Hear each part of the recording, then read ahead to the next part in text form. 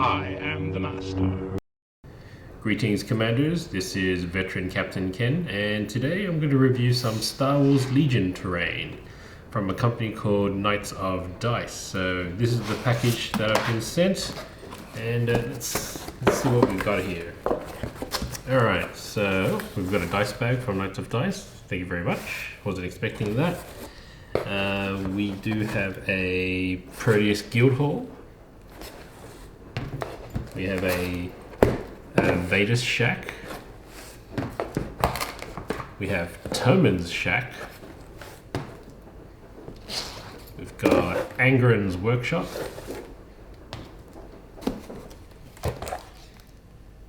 We have Thieves Den. We've got a Settlement Arch.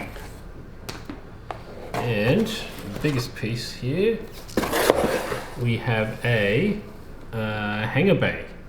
So this is all from the Sandport Hydra Knights of Dice range. Let's see how I go putting these together. Okay guys, so everything that you see here comes from the Shack bundle of Knights of Dice. So this includes the Vader Shack, the Prettiest Guildhall, the Angren's Workshop, Thieves Den, and Tomans Shack. We bought the Hangar Bay and the Settlement Arch. It's just something extra, and also to get the free shipping. But let's open up the Vader Shack, or Vader Shack. It's probably the smallest one of them, of all of them. Alright, let's see how we go with this.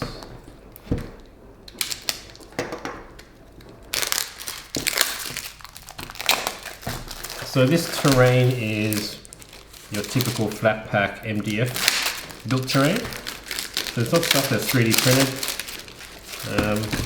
Knights of Dice is a company that's located in Australia, so for us local players it's probably the easiest place and cheapest place to go to. Alright, so pick with the front part, nothing at the back. So this Vader Shack is made up of 3 boards by the looks of it, and the instructions are all downloadable online. Alright, so let's see how I go with this. I'll speed it up so you guys have to sit there and watch me bumble my way through this.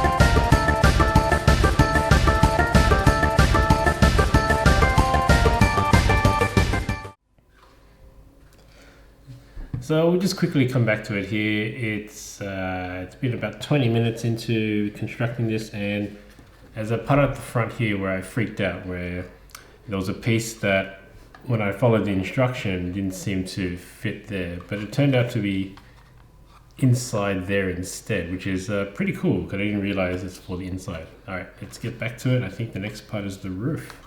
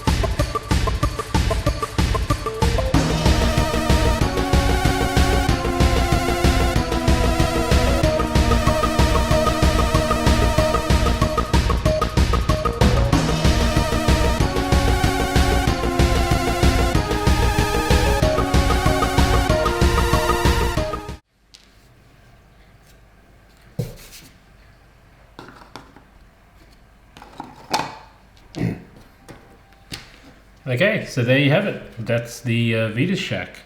It took me a good hour to do, probably because I had to look at the instructions so many times, and I'm not that great with things. But I think with the other shacks, now that I know the technique about how to go about it, it should only take about 20 minutes per shack or so. The great thing about this too is the roof is removable. You don't have to glue it on. I think I'll leave it like this. So you can store things in there. If your units have to go through it, that's an option as well. It probably wouldn't have taken me as long if I didn't glue on the little widgets here. Okay, this one's coming off, of course. Here we go. Right, but you can glue them anywhere you want. There's no set way of doing it. I just followed what the book said. They do give you these two pieces, which I'm not really sure what they are. They don't really fit anywhere there. I'm guessing you can put it on the roof or something like that, but I don't know. I think I'll leave them off for now.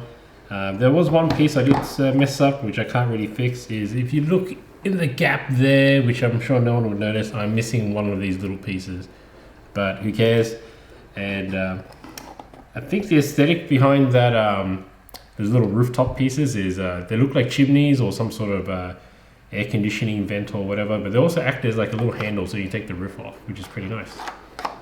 All right, I'm going to finish off building the rest of the shack bundle now, and we'll see how it goes.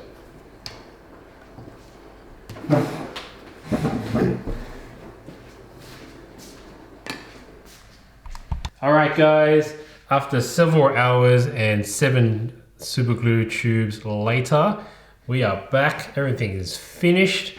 So we start off here with Tomans Shack. All right, so that's what it looks like when it's fully complete. Okay, the roof comes off. It's very similar to the Prettiest Shack that I made before. Now, this took me about 20 minutes or so to make, even though the first Prettiest Shack is very similar. That took me an hour because I wasn't so used to the construction of it yet. This one only took 20 minutes because I wasn't used to it. I will quickly say though, I'm not sure what happened, but if you look here, you can see like a square cutout. Now, on the actual construction picture, you'll see there that square cutout actually has some sort of markings in it, like some sort of laser cutout art. Now, I'm not sure what happened. I looked through all the pieces on my flat boards. That piece wasn't there, so I'm not sure if it was a bad batch and it just didn't actually get cut out. But look, I'm not too worried because at the end of the day, it's a small detail and I'm probably going to paint over it anyway. So that's the Tomans Shack. Here's the settlement arch. It's a nice little terrain piece to go in front of the town. That took me about 15 minutes to make. Next up, we have our Thieves Den. Let's move this arc out of the way. So the Thieves Den took me a good half an hour or so. It's a bit bigger than the Tomans Shack and the Prettiest Shack. And the roof of this does come off as well. And the cool thing about this is you can actually move your infantry units through there. So I think that was the idea. Okay, so that's the Thieves Shack. So the Thieves Den.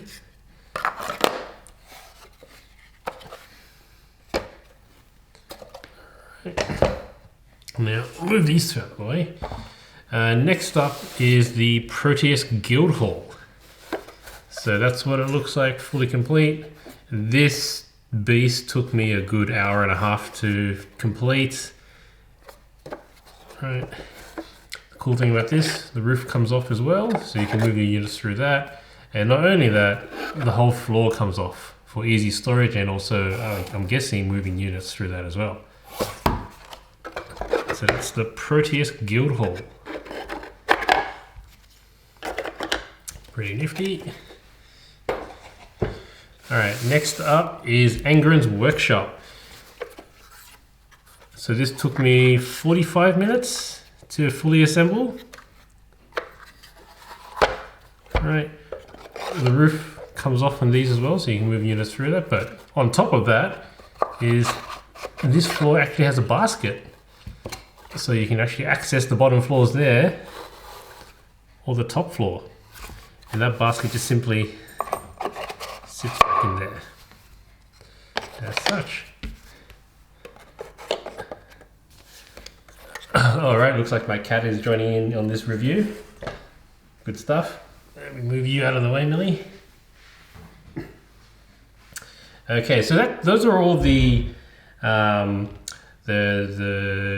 Shack bundles. Sorry, it's the Shack bundle that Knights of Dice has released for the Sandport Hydra series. So you get the Prettiest Shack, right? You get the Tomans Shack. You get the Thieves Den.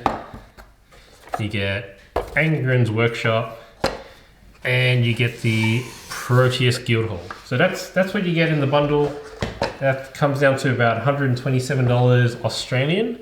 So that's not too bad.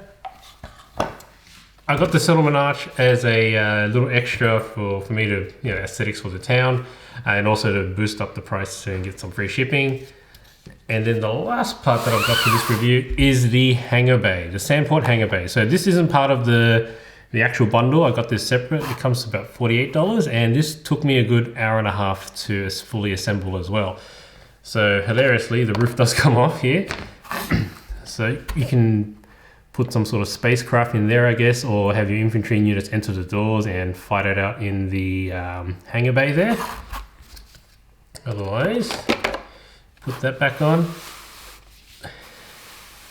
And that's what it looks like. So this was about $48. And it's not a bad hangar bay. So let's have a look of how the Knights of Dice Sandport Hydra buildings stack up on the tabletop with Star Wars Legion units. And this is what everything looks like once it's on the tabletop.